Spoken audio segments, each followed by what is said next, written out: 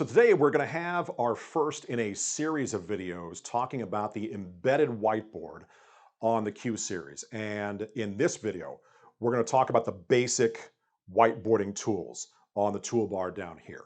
We'll talk about all kinds of things as it pertains to object recognition and controlling backgrounds and other sorts of tools that you have in the whiteboard environment. But we're going to stick with the basic stuff today, right down here, which includes writing tools and things of that nature.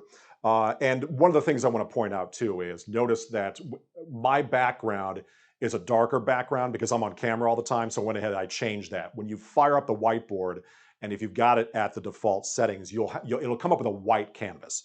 So I just didn't want you to be confused about that because I'm on camera a lot, so this is a friendlier color for that. But down here, as I alluded to, we have our basic whiteboarding tools, including the writing tools, which you can recognize because they look like writing tools. One looks like a pencil, and the other one looks like a highlighter, and in fact, that's what they are. In order to change what you want the writing tool to be in terms of color and thickness, touch it once to activate the tool, touch it a second time to bring up the menu. And we can do color and thickness. And I've got a color palette button here, so if I hit that twice, you can get all kinds of fancy with that color palette, so knock yourself out. But I'm going to go ahead and just choose a basic color like that, and then close that.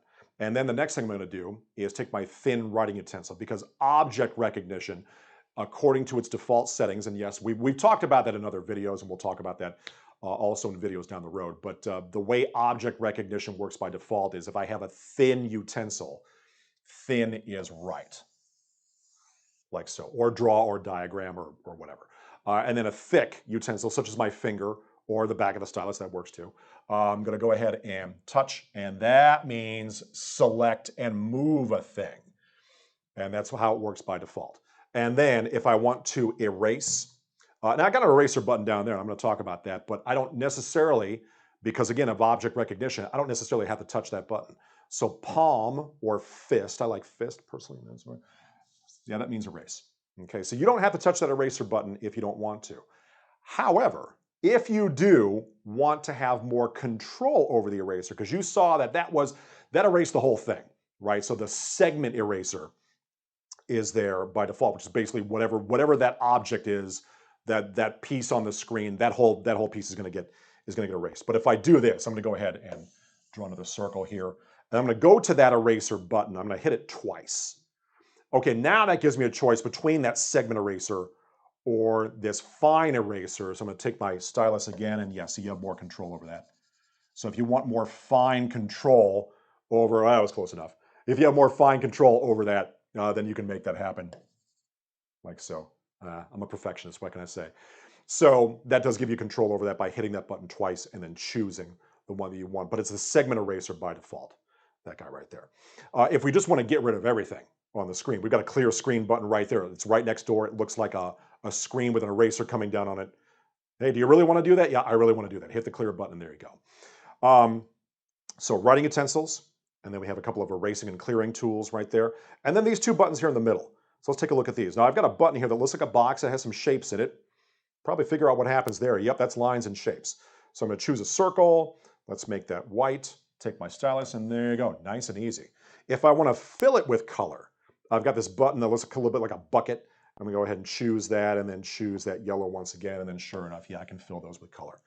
And then the lasso button right next door. Now we already know, because I said, that object recognition, how it works by default, is that my finger is a selecting tool, right? So if I touch a thing, I can move a thing, okay? But along with that, if I want to group a couple of things together, that's what this lasso does. So I'm going to give that a touch to make sure that's active. Take my stylus. So now my stylus is no longer a writing utensil. Now my stylus becomes a selecting tool, and I can circle a group of things like this and group them together into one object. So there you go. I also want to point out, while I have this object highlighted, that when you do that, when you highlight an object, whether it's digital ink or a shape or whatever, on the screen like this, then a submenu comes up, and this allows you to change the properties of that object, like changing the color or making it go away entirely or whatever. So I just want to point out that that's what that menu does.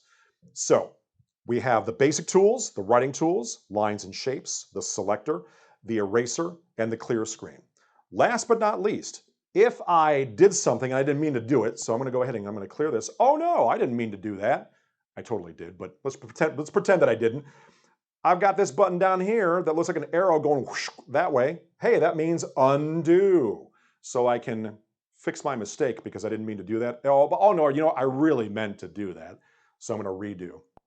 There you go. So yeah, so you do have undo and redo down there on the toolbar. So that's a look at the basic toolbar for the embedded whiteboard on the Q series. Stay tuned for more videos discussing the panel's embedded whiteboard.